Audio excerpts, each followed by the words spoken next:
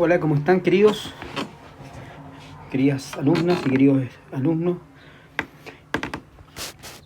Es una alegría poder saludarlos nuevamente.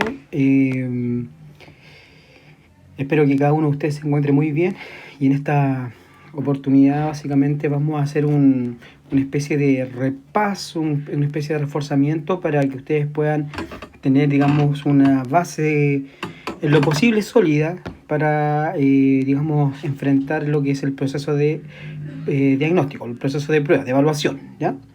Entonces, acá digamos, en esta gráfica tenemos lo que van a encontrar ustedes como guía, ¿verdad? Como guía de trabajo. El objetivo digamos,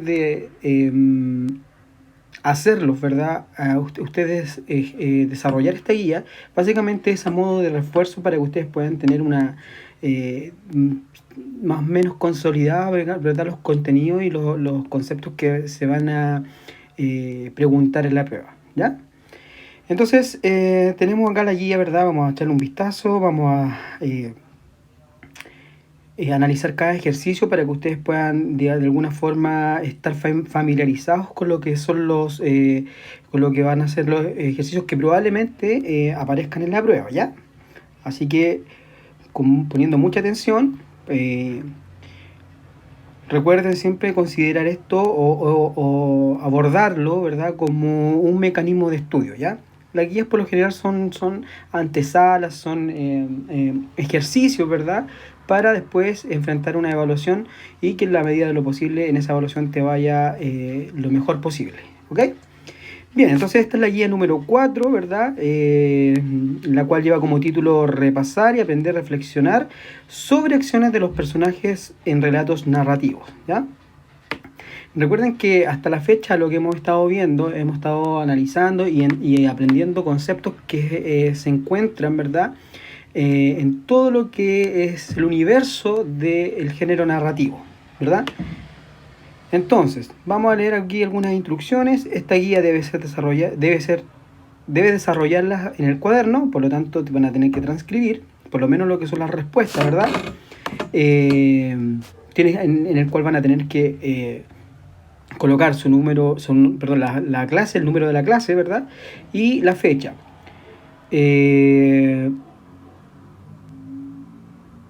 Van a tener que responder, obviamente, y el día jueves revisarán su trabajo con la guía desarrollada que se enviará el día jueves 15, ¿ok?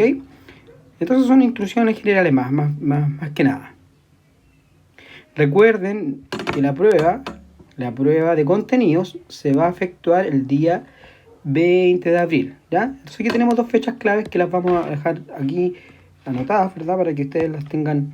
El día jueves se va a revisar lo que es la guía y el día 20 de abril se va a realizar lo que es la prueba de contenidos, ¿ok?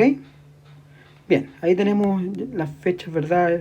Bien claritas, entonces ahora podemos darle inicio a este repaso. Recuerden que este repaso lo van a poder ver a través de un enlace, ¿verdad? Que se les va a ser enviado con anticipación en el canal de YouTube del profesor Sebastián, que es quien les habla, ¿ok? Bien, dice actividad número 1, leer y escribir el texto en el cuaderno que se presenta en la guía. Ya, entonces este texto que está acá, lo van a tener que escribir. Este texto que está acá lo van a tener que escribir en el cuaderno, ¿ok? Todo esto se escribe en el cuaderno. Hasta ahí no tenemos ninguna digamos, complicación, ¿verdad? Solamente tenemos que transcribir al cuaderno el texto. Ojo que también en la medida que cuando tú estás transcribiendo, también tienes por ende tienes que ir leyendo. Así que en esa instancia de ir leyendo, tienes que también tratar de colocar atención para que te vaya quedando la mayor cantidad de información en tu cerebro. Bien, después empezamos ya con los ejercicios, ¿verdad? Actividad número 2, usar diccionario. Dice, busca el significado de fornido. Ya todos saben lo que es fornido, ¿verdad? Una persona acepciones, ¿verdad? De palabras que lo más probable es que tú las vas a manejar porque quizás las utilizas en tu lenguaje habitual, ¿ya? Pero van a haber palabras que a lo mejor tú, por ejemplo, incauta. Incauta no es una palabra que utilicemos a menudo, ¿verdad? Por lo tanto, aquí vas a tener que recurrir al diccionario y extraer su significancia, ¿ya? Entonces, atoraba es una palabra que utilizamos con frecuencia, ¿verdad? Fornido, yo creo que también. Precaria, por ejemplo, aquí esta palabra yo creo que deberían... Perdón.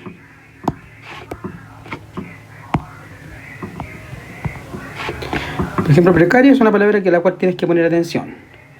Ignoraron es una palabra bastante común, ¿verdad?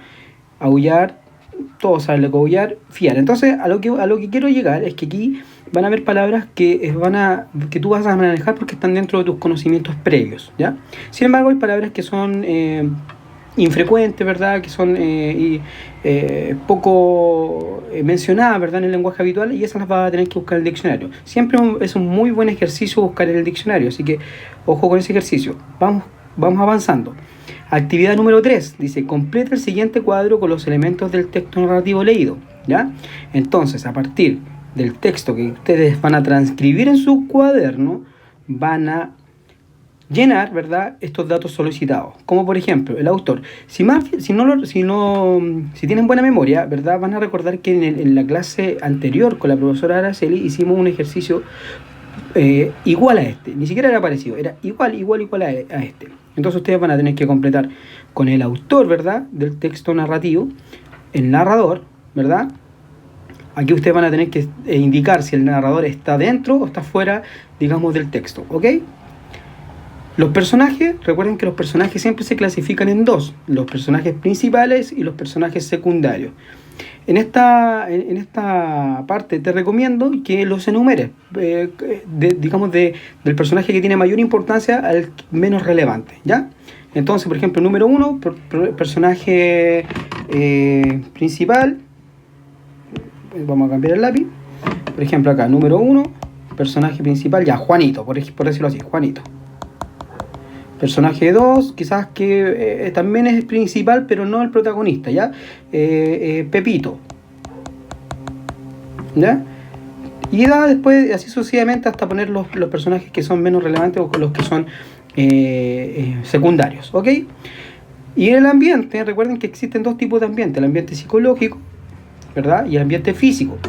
Cuando hablamos de ambiente físico, nos vamos a concentrar, ¿verdad?, en aquellos aspectos que son geográficos, como por ejemplo un lugar específico, por ejemplo la esquina de Freire con Covadonga, por poner un ejemplo real, ¿no es cierto?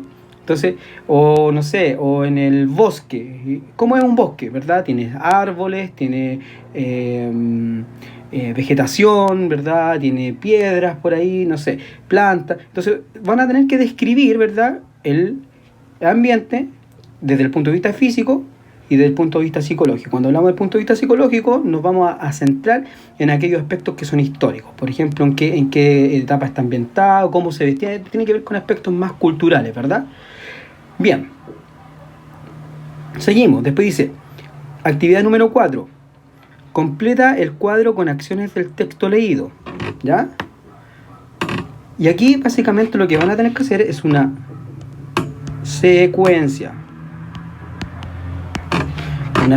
¿verdad? Enumerando esa secuencia desde del hecho inicial, ¿verdad?, hasta el hecho o suceso final, ¿ya? Por ejemplo, esto pasó primero, después vino esto, después aconteció esto, después sucedió esto, hasta concluir, ¿verdad?, con esa secuencia temporal, ¿verdad? Es como si hicieran una línea de tiempo de un texto narrativo, desde lo que pasó inicialmente hasta lo que sucedió al concluir.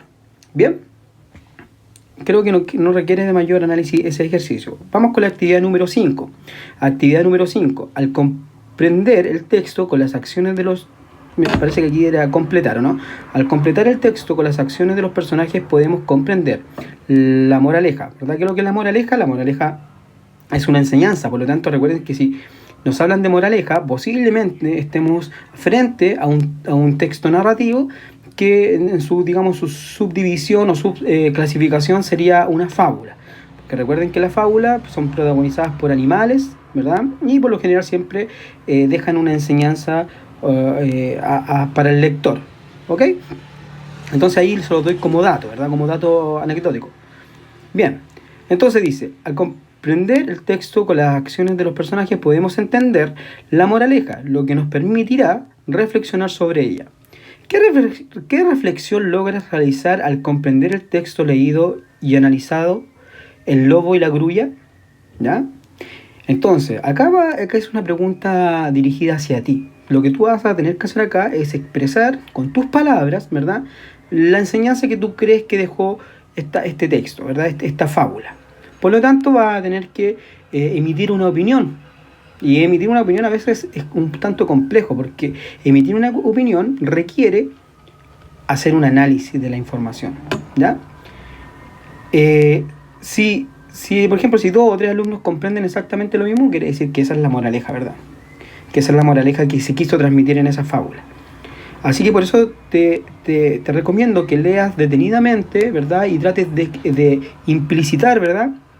O inferir, ¿verdad? ¿Cuál es esa enseñanza que pretende dejar el texto?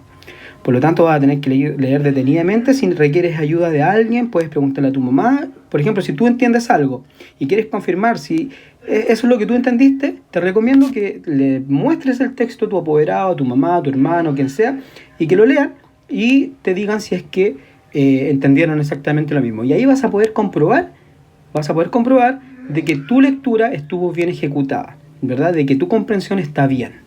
¿Ok? Bien, sigamos. Actividad número 6 dice, la idea principal, y esta parte me gusta mucho, la idea principal, porque aquí es donde obligadamente tú tienes que analizar el texto. Mira lo que dice, ¿qué es lo que es una idea principal? Una idea principal es lo más relevante, lo más importante del texto, ¿verdad?